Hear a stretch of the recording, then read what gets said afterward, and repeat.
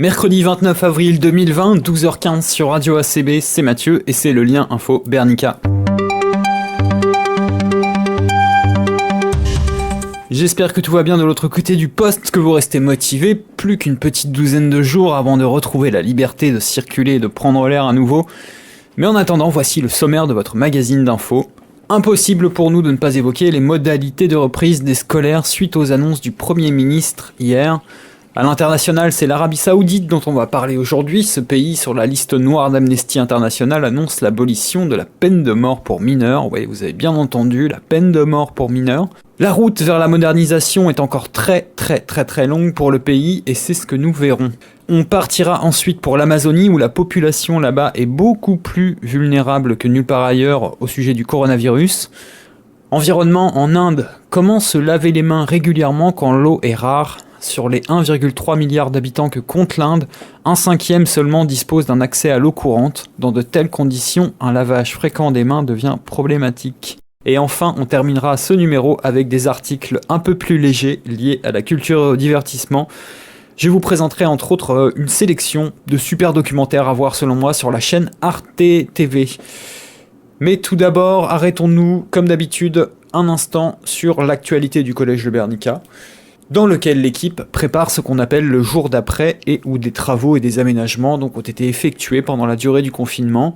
Alors voici la liste des travaux effectués, donc peinture de la demi-pension, du préau, des salles de permanence, entretien des espaces verts dans le cadre de la lutte contre l'épidémie de dengue. Vous le savez, une épidémie de dengue frappe la Réunion. Nettoyage de l'ensemble des coursives des bâtiments de classe, des travaux de maçonnerie sur la zone parasol, création d'un parking moto, réparation de plusieurs fuites, remise en état des bouches d'incendie, prise de mesures pour la rénovation des NACO, des fenêtres des bâtiments A, B et J, et enfin du nouveau mobilier pour les classes. En plus de ces travaux habituels, il fallait préparer l'établissement aux mesures d'hygiène liées au Covid, notamment l'installation de porte-savons sur tous les points d'eau de l'établissement, une grosse commande de gel hydroalcoolique, des produits d'entretien, des papiers à usage unique afin d'équiper toutes les salles utilisées pour la reprise des élèves, une grosse commande de masques en tissu réutilisables pour tous les personnels, ainsi que des visières pour les agents, fléchage de circulation et marquage des espaces d'attente. Voilà pour les informations en ma possession pour le moment, en ce qui concerne le collège Le Bernica. Vous le savez, le Premier ministre a pris la parole hier à l'Assemblée où pendant plus d'une heure il a présenté le projet de déconfinement. Voici pour les scolaires les mesures qui seront prises à La Réunion. Comme l'avait indiqué Emmanuel Macron, le retour à l'école en mai se fera sur la base du volontariat. Le retour à l'école est, selon Édouard Philippe, je cite, un impératif pédagogique et de justice sociale. La rentrée en métropole se fera progressivement à compter du 11 mai. Les écoles maternelles et primaires vont ouvrir le 11 mai, les collèges le 18 mai, d'abord les 6e et les 5e. Quant au lycée, il sera décidé fin mai s'ils ouvrent début juin. Les classes ne pourront accueillir plus de 15 élèves à la fois, du gel hydroalcoolique sera distribué dans les écoles et collèges ainsi que des masques pour les collégiens. Les élèves pourront suivre les cours à distance, la continuité pédagogique sera assurée par les enseignants. Les crèches vont ouvrir à nouveau, mais les enfants seront accueillis par groupe de 10 au maximum. Plusieurs groupes pourront cohabiter si l'espace est suffisant. Les professionnels de la petite enfance, étant donné que le port du masque est prohibé pour les petits de moins de 3 ans, devront obligatoirement porter un masque. Évidemment, ces annonces nationales devront désormais être examinées et déclinées localement par l'Académie de La Réunion, qui, rappelons-le, prévoit sa rentrée des classes le 18 mai. Actu international, Riyad, la capitale de l'Arabie Saoudite, a annoncé lundi 27 avril l'abolition de la peine de mort pour les mineurs. Une annonce que des ONG ont certes saluée, mais avec beaucoup de prudence. Après l'annonce vendredi dernier de l'abolition de la peine de la flagellation, Riyad a aussi annoncé lundi la fin de la peine de mort pour les mineurs. De son côté, Human Rights Watch salue avec prudence ces initiatives sur le respect des droits humains tout en gardant sa réserve. En effet, selon cette ONG, bien que les changements annoncés soient un grand pas en avant, il reste des questions concernant leur application. De son côté, l'ONG Reprieve a commenté ces nouvelles mesures en estimant que la réforme inclut d'importantes zones d'ombre permettant à des procureurs de continuer à demander la peine de mort contre des enfants. Alors des peines de mort qui seront remplacées entre autres par des peines de prison. En effet, Awad Al-Awad, chef de la Commission des droits humains, qui est un organisme gouvernemental, donc totalement partial, c'est-à-dire sans équité, a expliqué que la peine de mort pour les enfants sera remplacée par une peine de réclusion dans un centre de détention pour mineurs. Cette peine de prison ne devra pas dépasser 10 ans, rapporte Le Figaro. Dans un rapport sur la peine capitale dans le monde publié cette semaine, Amnesty International a affirmé que l'Arabie Saoudite avait exécuté un nombre record de personnes en 2019, malgré une baisse générale des exécutions dans le monde. Les autorités saoudiennes ont mis à mort 184 personnes l'année dernière, soit le nombre le plus élevé jamais enregistré par Amnesty International en une seule année dans le pays. Dans ce royaume très conservateur, ayant Mohammed Ben Salman comme prince héritier depuis 2017, les autorités prononcent la peine de mort pour des faits comme l'homicide, le viol, le vol à main armée, le trafic de drogue, la sorcellerie, l'adultère, l'homosexualité et l'apostasie. L'apostasie, c'est tout simplement le fait de renoncer à une doctrine, la religion par exemple, quelle qu'elle soit. L'ouverture économique et sociale promue par le prince Mohammed s'est accompagnée d'une répression accrue contre les voix discordantes au sein de la famille royale, comme dans les milieux intellectuels et militants. Rappelons que son image de réformateur a été grandement ternie par le meurtre du journaliste saoudien et critique du pouvoir Jamal Khashoggi, assassiné au consulat de son pays à Istanbul en 2018, un crime qui avait provoqué un tollé international. La route sera donc longue pour ce pays de plus de 30 millions d'habitants, un pays, rappelons-le, créé en 1932, c'est un pays qui est très récent, par la famille Saoud, donc d'où le nom saoudite, Arabie Saoudite. Une route longue donc pour peut-être devenir un jour un pays moderne et démocratique. On part de l'autre côté de la planète pour l'Amazonie où le coronavirus a fait ses premières victimes dans les communautés indigènes. Le Covid-19 a un terrain fertile pour se propager rapidement parmi les populations qui vivent en Amazonie, comme toute maladie transmissible contre lesquelles elles ont peu, voire pas de défense immunologique. Les autorités brésiliennes et des militants des droits de l'homme préviennent qu'une catastrophe de santé publique pourrait être imminente parmi les populations autochtones, très vulnérables de la région amazonienne, alors que des rapports font état des premiers décès liés au coronavirus. Des agents de santé de l'état de Roraima, situé dans le nord du pays, ont rapporté le 9 avril qu'un adolescent Yanomami était décédé des suites du Covid-19, laissant imaginer qu'il avait pu transmettre le virus à ses proches et ses amis depuis le développement des premiers symptômes 3 semaines auparavant.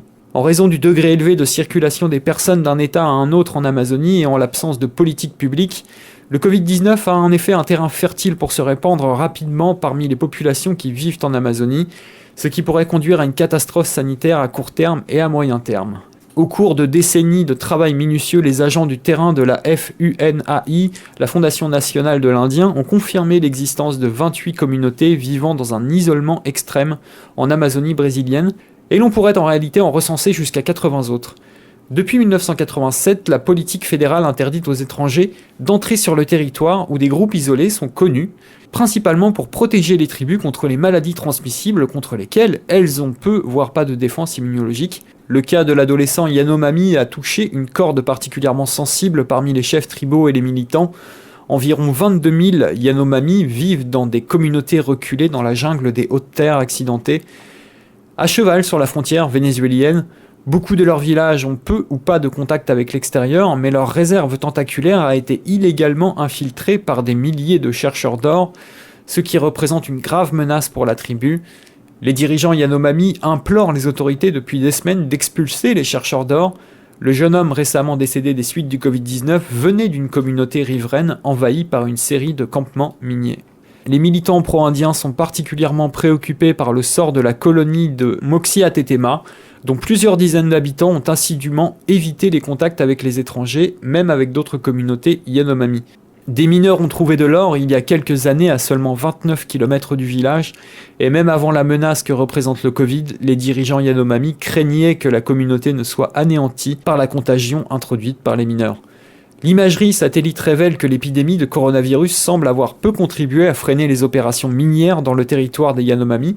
Malgré cela, le gouvernement du président Jair Bolsonaro fait pression pour légaliser l'exploitation minière à l'intérieur des terres indigènes de l'Amazonie. En l'absence d'une action gouvernementale forte, certaines tribus se sont organisées pour endiguer la propagation de la pandémie. Le long de la rivière Xingu, dans le centre de l'Amazonie, les Kayapos ont conclu un accord avec les mineurs pour qu'ils cessent leurs activités et se retirent de leur territoire. Mais d'autres rapports suggèrent que des mineurs illégaux, des bûcherons et des personnes s'accaparant illégalement des terres pourraient utiliser la crise sanitaire comme couverture pour intensifier leurs incursions dans les territoires autochtones. Les partisans de Bolsonaro pourraient-ils voir dans la crise sanitaire une occasion inattendue de repousser les tribus isolées et s'emparer de leurs ressources ? Je rappelle que l'intention déclarée de Bolsonaro est, je cite, d'intégrer les groupes dans la société nationale et d'exploiter les richesses de leurs terres, tout simplement. Coronavirus encore et toujours à travers le prisme environnemental cette fois-ci. En Inde, comment se laver les mains régulièrement quand l'eau est rare ? Sur les 1,3 milliard d'habitants que compte l'Inde, 1/5 seulement dispose d'un accès à l'eau courante. Dans de telles conditions, un lavage fréquent des mains devient problématique. Au centre de l'Inde, dans la région du Bundelkhand, les habitants du village de Kaiti partagent un robinet pour 5 foyers. Au cours des 20 dernières années, cette région a subi 13 sécheresses et les pénuries d'eau font aujourd'hui partie de la vie des résidents. Le 31 mars, le ministère des Ressources en eau a encouragé les gouvernements étatiques à diffuser le message sur lequel se rejoignent les experts du monde entier, à savoir se laver les mains au savon et à l'eau pendant 20 secondes, à plusieurs reprises au cours de la journée.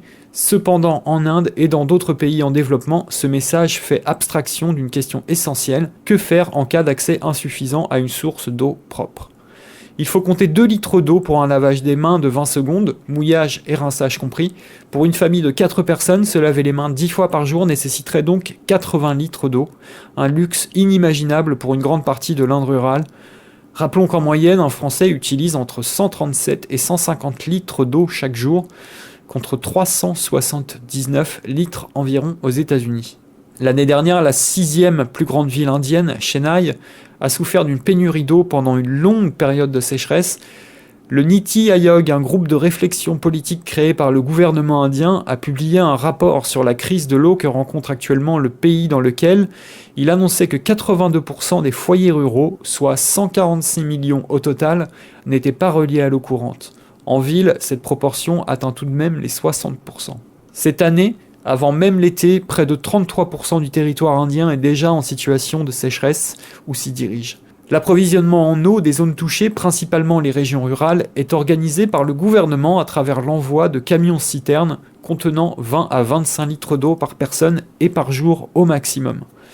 Bien souvent, les camions du gouvernement n'arrivent même pas jusqu'à ces villages. En comparaison, dans l'état du Bihar, à l'est, le village de Parwana a plus de chance. L'eau courante y a été introduite le mois dernier. Cependant, l'eau n'est disponible que 3 fois par jour pendant 1 heure ou 2. Chaque famille dispose d'un volume d'eau allant de 40 à 120 litres par jour. Membre de Bundelkhand Water Forum, une organisation locale, Kesar Singh indique que de nombreuses personnes dans la région n'ont même pas accès à un robinet partagé. Dans ces villages, les femmes parcourent souvent plus d'1 kilomètre pour attendre leur tour de puiser de l'eau dans des queues interminables. L'eau qu'elles rapportent est utilisée en priorité pour cuisiner, boire et abreuver le bétail, plutôt que pour se laver les mains. Le système de caste particulièrement strict dans le Bundelkhand est un élément clé du problème. En effet, les castes supérieures ont un plus grand contrôle sur l'eau. À l'extrémité de chaque village, il y a une zone réservée aux Dalits, c'est-à-dire la caste la plus pauvre, et ces personnes ne disposent de quasiment aucune installation sanitaire. Ainsi, les Dalits n'ont qu'un robinet pour 400 personnes. Ce manque d'hygiène des mains rend les communautés rurales vulnérables à diverses maladies contagieuses. En Inde, environ 21% de ces maladies, notamment le choléra, la dysenterie, l'hépatite A et la typhoïde, sont véhiculées par l'eau et pourraient être évitées avec un meilleur lavage des mains, tout comme les maladies respiratoires, comme la grippe et le Covid-19. Ce que redoutent le plus les experts, c'est le retour potentiel des sécheresses intenses avec l'arrivée de l'été, et donc celui des pénuries d'eau qui ont profondément tourmenté le pays l'année dernière. Sauf que cette fois, les habitants devront également composer avec la pandémie de Covid-19. En réponse à la vague de sécheresse de 2019, le Premier ministre Narendra Modi avait promis d'amener l'eau courante dans tous les foyers ruraux, au débit de 55 litres d'eau par personne et par jour, à l'horizon 2024, autant dire une éternité. On revient à La Réunion pour parler de choses plus légères, c'est la sélection culture. Vous le savez, les productions de cinéma sont à l'arrêt avec la crise du Covid, mais cela n'empêche pas les réalisateurs d'avancer dans le travail préparatoire de leurs films. C'est le cas du réalisateur italien Dario Argento, créateur de films de genre à la technique époustouflante, et qui mériterait qu'on lui consacre largement une émission à lui tout seul. Dario Argento donc a récemment accordé une interview au quotidien italien La Repubblica, dans laquelle il s'est confié sur son prochain film qui se déroulera à Rome, dans la campagne rocheuse de la région du Latium. C'est la première info, Argento travaille donc sur un nouveau long métrage, mais ce qui suit est tout aussi intéressant. Au cours de cette interview, le réalisateur italien a surtout révélé que les Daft Punk vont s'occuper de la musique du film. D'après Argento, je cite, « Je pense que ce sera un de mes films les plus intéressants, c'est en tout cas ce que disent ceux qui ont lu le scénario, en particulier les Daft Punk qui signent la bande originale. Ils admirent mon travail et connaissent toute ma filmographie. » Fin de citation. Rappelons que les Daft Punk sont des fanatiques non seulement de l'univers cinématographique de Dario Argento, mais également des bandes originales de ses films, signées à maintes reprises par le groupe italien Goblin en anglais, une référence absolue en matière de rock progressif des années 70.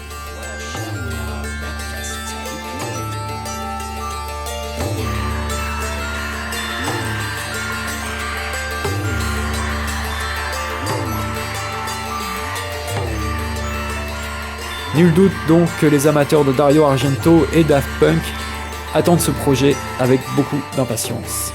J'en parlais en début d'émission, dans le sommaire, la chaîne française Arte propose de nombreux documentaires sur sa plateforme et sur YouTube.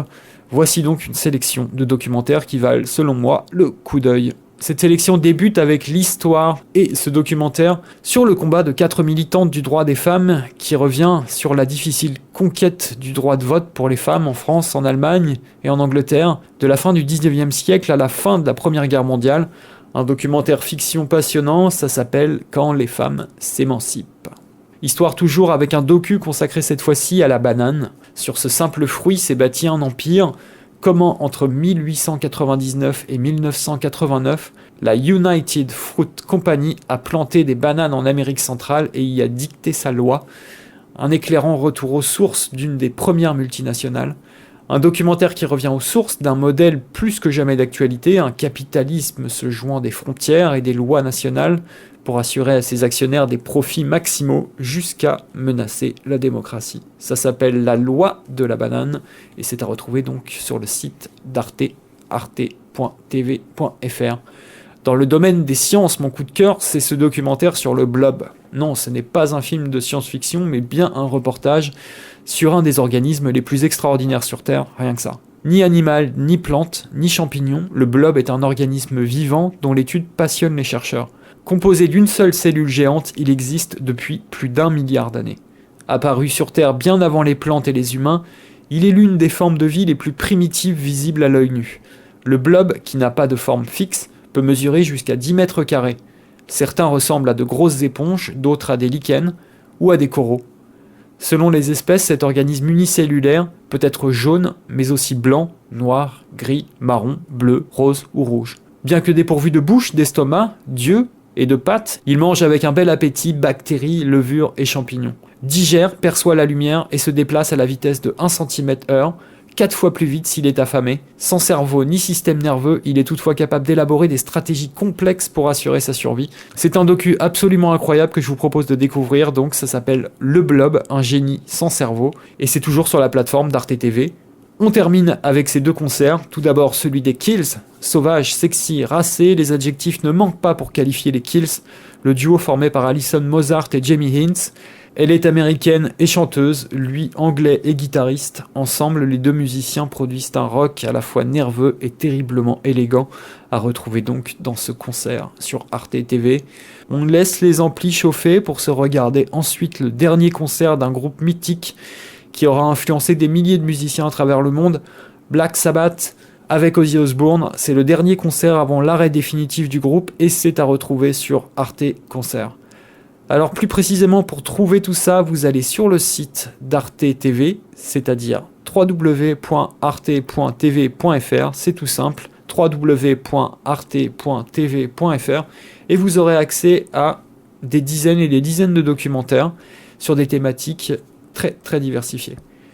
Je reviendrai en détail sur la page Facebook de la radio en mettant un petit post qui reviendra sur tous les liens évoqués pendant ce numéro du lien Info Bernica. C'est l'heure de se quitter. Demain jeudi, vous retrouverez Flo avec Mad Matt aux manettes. On se quitte en musique avec les psychédéliques Gobelins. groupe italien donc de rock progressif. C'est tiré de la BO du cultissime Suspiria, film du maître de l'épouvante Dario Argento. Bonne journée à toutes, bonne journée à tous sur les ondes de Radio ACB 101.7 FM. À très vite.